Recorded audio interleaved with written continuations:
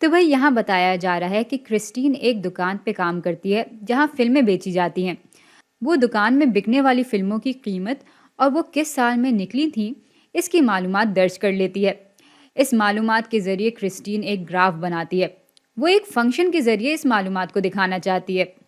अच्छा, क्रिस्टीन दो फंक्शंस चुनती है जो कि इस मालूमात की निशानदेही कर सकते हैं।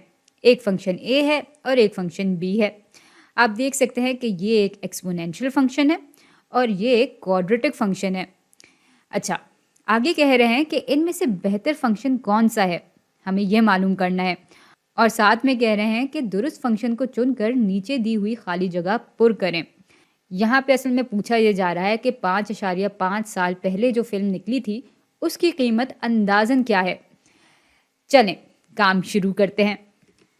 भाई यहाँ पर ये जो ग्राफ है वो फंक्शन ए को दिखा रहा है और ये जो ग्राफ है वो फंक्शन बी को दिखा रहा है। हमें यहाँ पर ग्राफ को पढ़ने की ज़रूरत भी नहीं है। हम देख सकते हैं कि ज़्यादातर नुक्ते इस बी ग्राफ के आसपास हैं और इसलिए ये एक बेहतर फंक्शन है जो कि इस मालूमात की निशानदेही कर रहा है। तो हम फंक्शन बी को चुन लेंगे। अच्छा, अब ज़रा फंक्शन बी के लिए y की कदर निकालते हैं। यहाँ पर y दिखा रहा है कीमत को जो कि डॉलर्स में है।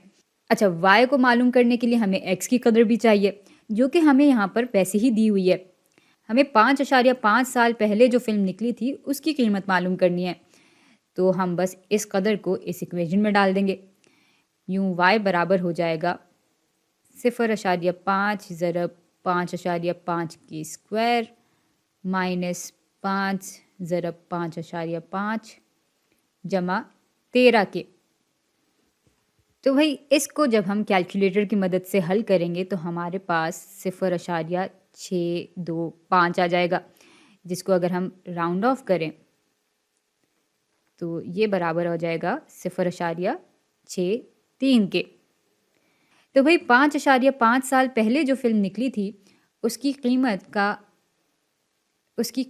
का अंदाज़न का यहाँ पे पता नहीं क्यों लिखा हुआ है, इसको हटा देते हैं।